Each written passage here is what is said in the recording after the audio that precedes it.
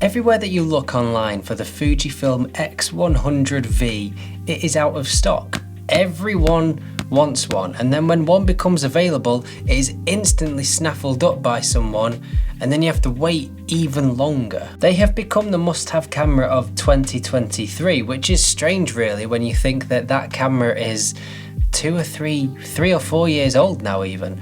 I'm pretty sure though that I've come up with something better. First though, we need to ask the question why people want the x100v so badly.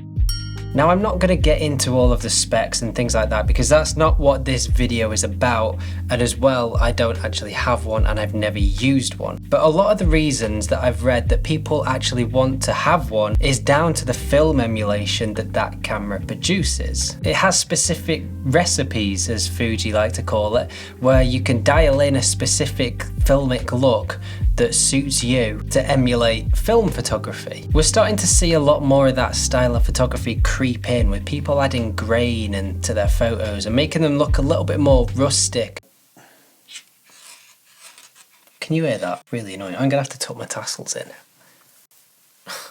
There we go. I don't know if we're at a point now with digital cameras where the cameras are that good and that capable that they produce such perfect imagery where everything is so sharp and crisp, and maybe it's almost too sharp and crisp, and people are wanting to go back a little bit and have something that looks a little bit more real. There's always imperfections on film photos, and that's what makes that style of photography so special, because you're not always looking for perfection like you are when you're shooting digital. I've gone off on a little bit of a tangent there, but the x100v allows you to create that filmic style imagery but with the ease of shooting digitally.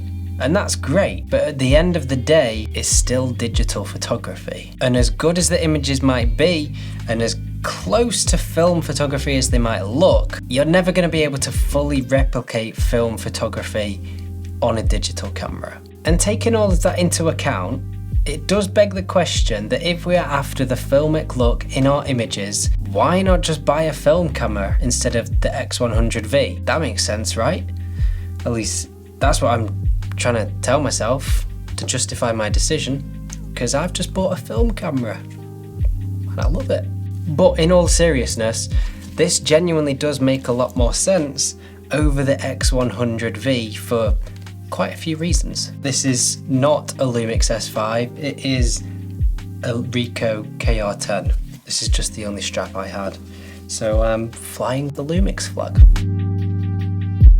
The Fujifilm x100v costs about 1,400 quid brand new. If you're lucky enough to be able to find one brand new, that is, because they go out of stock that quickly.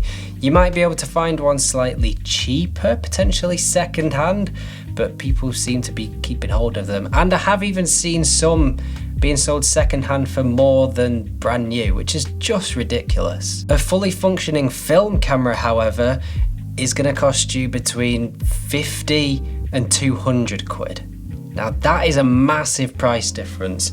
This Ricoh KR10 that I bought last week cost me 55 quid. That's with a 50mm f2 lens as well. Now yes, there are other things to take into account, like the fact you've got to keep loading it up with film. Film isn't necessarily the cheapest thing to buy. That's probably going to cost you between 5 and 20 quid per roll, 36 exposures, some are even 24 exposures, and then you've got to pay to get them developed unless you've got your own darkroom, and that's going to cost you maybe another 10, 15 quid. So you're probably looking between 20 and 25 quid per 36 photos.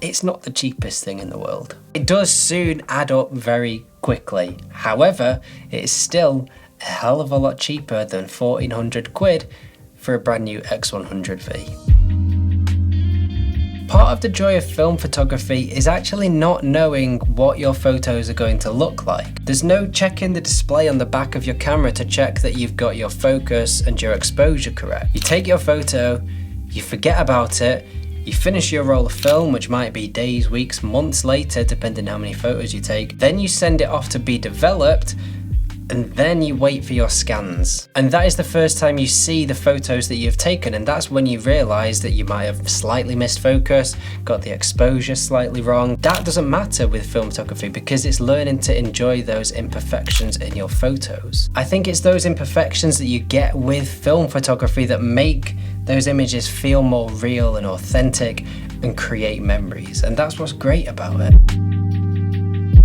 We live in a world where we have become so used to having everything readily available to us instantly all of the time, whether that's ordering a takeaway and having it delivered to you, being able to watch any movie in the world instantly on demand, and we've just become to expect it. It's become the norm. It is the same with digital photography now. It is so good and incredible. I wouldn't change it for anything, but you can instantly take a photo, edit it, and have it sent to social media or one of your clients within minutes. It is unbelievable, and I wouldn't change any of that. I love it. However, film photography, it makes you slow down and appreciate photography more for what it is. It makes you think about your compositions and framing in ways that you don't necessarily do with digital, purely because you have a limited amount of exposures. Understanding how photography works can very easily be lost on us with digital cameras, purely because they are so incredible and capable at what they do. Film, however, allows you to be more present and take into account what it is you are trying to create. Everything that you capture on film is real. There's no Lightroom or Photoshop or AI to be able to enhance things, remove things, add things to make the perfect image. I realised that if you get digital scans back, you can stick them in Lightroom and do all of that stuff, but there's no need to do that. Why would you do that? The fact that it is also real is actually quite refreshing, because we live in a world where it is becoming increasingly harder every single day to be able to know what is real and fake. And being able to have those things that are recognisably real is, I think, something that we're all longing for. That sounds very deep. It wasn't meant to be a deep video, but it's getting quite deep. Don't want it to be deep. Film is just real.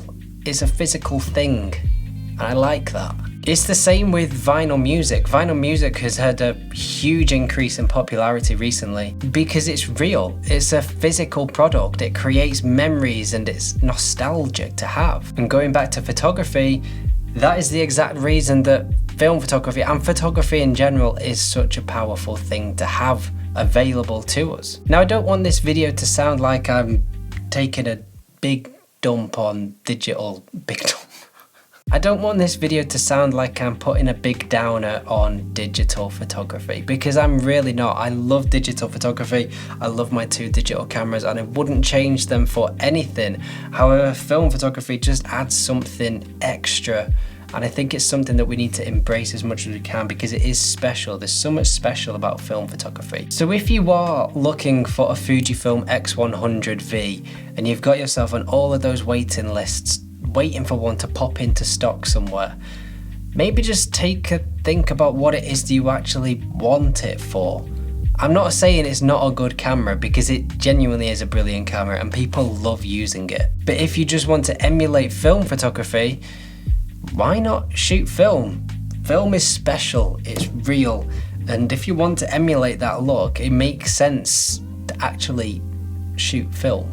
As I mentioned before, I love digital photography, I love editing photos, I love the whole process, but having a film camera and going back to basics a little bit and learning to love photography in a different way is, I love it. I think it's quite special. So yeah, let me know your thoughts. Do you own an x100v? Are you getting into film photography? Let me know in the comments below.